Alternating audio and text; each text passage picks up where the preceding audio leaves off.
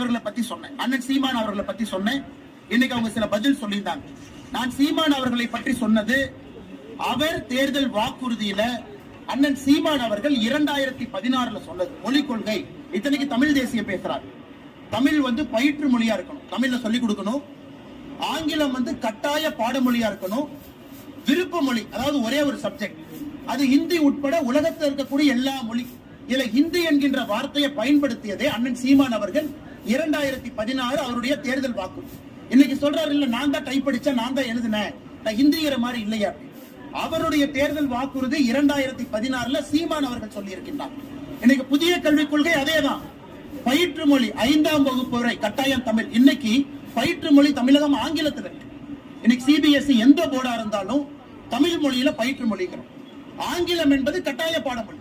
அதே போல ஒரு விருப்ப மொழி, ஒரே ஒரு பேப்பர், அது மலையாளமோ கன்னடமோ தெலுங்கோ ஹிந்தியோ உருதோ சமஸ்கிருதமோ பிரெஞ்சோ, ஒரே ஒரு லாங்குவேஜ் பேப்பர் தான்.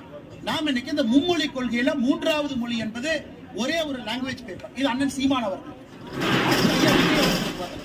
இங்க எத்தனை பேருக்கு தெரியும், அண்ணன் விஜய் அவர்கள் ஒரு தனியார் சிபிஎஸ்இ பள்ளி நடத்துறது. தமிழக வெற்றி கழகத்தினுடைய தலைவர் திரு விஜய் அவர்கள் ஒரு சிபிஎஸ்இ பள்ளி நடத்துறாங்க பதூர்ல. அந்த பள்ளியினுடைய பெயர் விஜய் வித்யாஸ்ரம். நடிகர் விஜய் அவர்கள் தமிழக வெற்றி கழகத்தினுடைய தலைவர் விஜய் வித்யாஸ்ரம் என்கின்ற பள்ளி நடத்துறாங்க. சி ஜோசப் விஜய் என்கின்ற பேரை பாருங்க, நான் கொடுத்திருக்கிற டாக்குமெண்ட்ல கொஞ்சம் ஜூம் பண்ணுங்க. சி ஜோசப் விஜய் என்கின்றவர் யாரு? அவர் புதுசா மேல இருந்து வந்தாரா? அவருடைய இடத்தை 35 ஆண்டுகள் 2017 இருந்து 2052 வரை திரு ஜோசப் விஜய் அவர்கள் அவருடைய இடத்தை ஒரு அறக்கட்டளைக்கு 35 ஆண்டு லீஸ் கொடுக்கிறார். அந்த அறக்கட்டளை யாருடைய பேர்ல ரெஜிஸ்டர் ஆயிருக்குன்னா, திரு சந்திரசேகர் அவருடைய பேர்ல, எஸ்.ஏ. சந்திரசேகர் அவருடைய பேர்ல அந்த அறக்கட்டளை ரெஜிஸ்டர் ஆயிருக்கு. இந்த டாக்குமெண்ட்ல எஸ்.ஏ. சந்திரசேகர் அவர்கள் நடத்தக்கூடிய பள்ளி, அந்த ட்ரஸ்ட் நடத்தக்கூடிய பள்ளி தான் விஜய் வித்யாஸ்ரம்.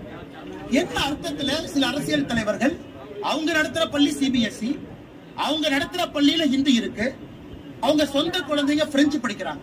அன்பில் மகேஷ் பொய்யாமொழியினுடைய சொந்த குழந்தை பிரெஞ்சு மொழி படிக்கிறாங்க. இந்த அரசியல்வாதிகள் எந்த லட்சணத்துல வெளியே அரசு பள்ளியில் இருக்கக்கூடிய மாணவர்கள் மட்டும் 2 மொழி படிக்க வேண்டும் என்று எந்த லட்சணத்துல சொல்றாங்க? அது தமிழக வெற்றி கழக தலைவர் அண்ணன் விஜயாக இருக்கட்டும், அண்ணன் சீமான் அவர்களாக இருக்கட்டும், தமிழகத்தினுடைய பள்ளி கல்வித்துறை அமைச்சராக இருக்கக்கூடிய அன்பில் மகேஷ் பொய்யாமொழியாக இருக்கட்டும். ஏன் இதையெல்லாம் தாண்டி இன்னைக்கு இன்னொன்னு பாருங்க,